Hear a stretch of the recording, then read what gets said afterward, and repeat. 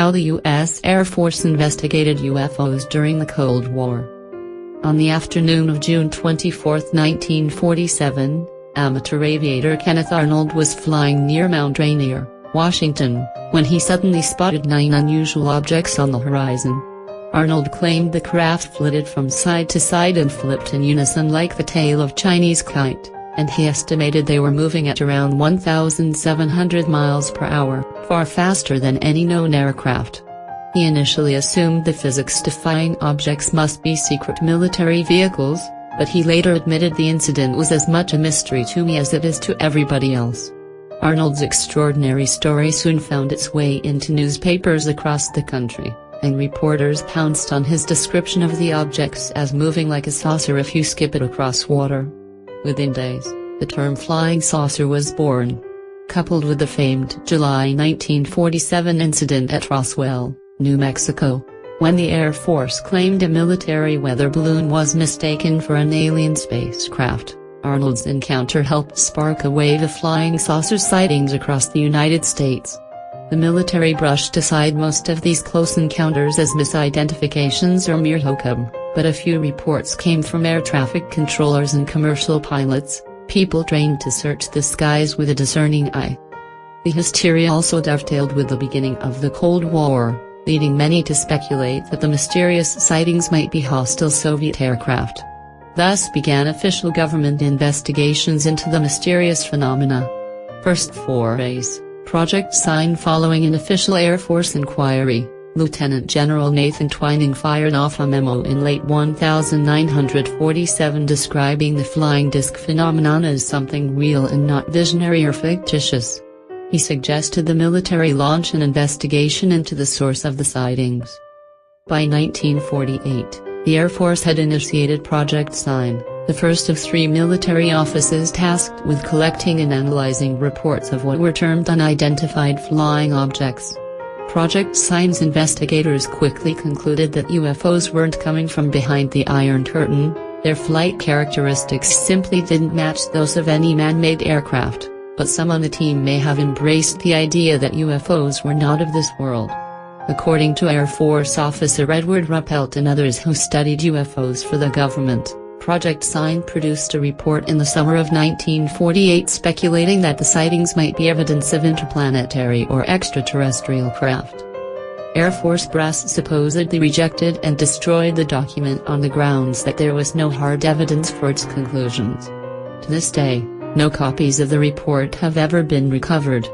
Project Blue Book, Saucer Sightings and More. Project Sign was terminated in late 1948 and replaced by the short-lived Project Grudge, which was later succeeded in 1951 by the now famous Project Blue Book. Based at Wright-Patterson Air Force Base near Dayton, Ohio, Blue Book served as the government's main repository for sightings of unidentified aerial phenomena. Over the next 18 years, its tiny staff investigated thousands of reports and often went into the field to interview Americans who had experienced close encounters with all manner of flying saucers and discs, cigar-shaped rockets and dazzling nighttime lights. The Blue Book era began with a bang. Projects Sign and Grudge had only averaged around 170 UFO reports each year, but 1952 brought an unprecedented 1,501 sightings. Perhaps the most extraordinary of all came in July 1952, when a series of unusual blips suddenly lit up radar screens across Washington, D.C. Bewildered military personnel scrambled jets to intercept the bogies, but while their pilots reported seeing bright lights dancing through the night sky, they were unable to catch them. In the wake of the sightings, the U.S. Air Force held a press conference in which Major General John Samford said the government would continue to investigate reports made by credible observers of relatively incredible things. Samford said the events in Washington may have been temperature inversions, layers of warm air that can cause radar aberrations, and he assured Americans that UFOs did not bear any conceivable threat to the United States. Investigating, or debunking? Despite Samford's claims, many in President Harry Truman's administration were indeed concerned that UFOs were a safety hazard. Whether the sightings were real or just mass hysteria, reports from panicked citizens ran the risk of choking federal communications channels. Some in the CIA even believed the Soviets could stage a UFO incident to help screen an attack on the United States. In January 1953, the CIA convened a group of experts under the direction of Caltech physicist H.P. Robertson to review the flying saucer issue. This Robertson panel concluded that most UFO sightings could be easily explained away as harmless optical illusions or weather phenomena. Still, the group suggested the government should take steps to debunk UFO events to help prevent a potential public uproar.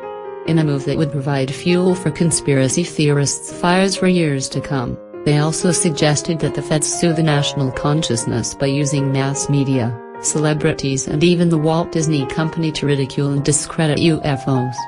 With the help of civilian astronomer J. Allen Hynek, Project Blue Book's investigators spent the next several years debunking UFO sightings as everything from hoaxes and misidentified aircraft to birds, weather balloons, astronomical phenomena and contrails. The team successfully cleared up thousands of cases, yet their explanations often seemed as unbelievable as the reports themselves. A 1966 UFO in Michigan was blamed on swamp gas, and in 1968, Blue Book concluded that a group of B-52 pilots who witnessed strange lights moving over North Dakota had simply seen the star Vega. Among the many who reserved harsh words for Blue Book's methods was none other than Dr. Hynek, who had been with the program since the days of Project Sign and was popularly viewed as its chief debunker. The entire Blue Book operation was a foul, he later wrote in the 1970s. Not enough attention was paid to the subject to acquire the kind of data needed even to decide the nature of the UFO phenomenon. Pulling the plug on Air Force investigations after Blue Book's famous swamp gas explanation and other far-fetched attempts to move UFOs into the identified category, future President Gerald Ford, then a Michigan congressman, called for a full-blown congressional investigation to allay any apprehensions that the Air Force was engaged in a cover-up. The result was an independent study on UFOs funded by the federal government and run out of the University of Colorado. Led by physicist Edward U. Condon, the group first convened in late 1966 before releasing its findings in a lengthy 1968 tome titled Scientific Study of Unidentified Flying Objects. The Condon report was unequivocal in its findings. Our general conclusion is that nothing has come from the study of UFOs in the past 21 years that has added to scientific knowledge, it read. On the basis of present knowledge, the least likely explanation of UFOs is the hypothesis of extraterrestrial visitations. Critics claim the study was biased. Condon himself described it as a fiasco and damned nonsense, but its findings convinced the Air Force to finally pull the plug on Project Blue Book. On December 17, 1969, the Secretary of the Air Force released a memo announcing that the study no longer can be justified either on the ground of national security or in the interest of science. By then, Blue Book had analyzed 12,618 cases of flying objects in America's skies, 701 of which remained unidentified. A few days later, a New York Times editorial said the decision to close Blue Book should be applauded as a victory for rationality. No doubt the true believers will continue the quest, the article added, convinced more than ever that some bureaucratic conspiracy is seeking to hush up the news that the Earth is under extraterrestrial reconnaissance. With the end of Project Blue Book, the federal government officially got out of the business of UFOs. President Jimmy Carter later suggested that NASA look into the subject in 1979, but the agency demurred on the grounds that there was not enough tangible evidence to warrant a study. Nevertheless, several other Western nations have continued investigating. A UFO desk run by the British Ministry of Defence remained in operation until as recently as 2009, and France continues to keep an eye on the sky to this day under the aegis of Japan, a government agency tasked with collecting and analyzing UFO reports.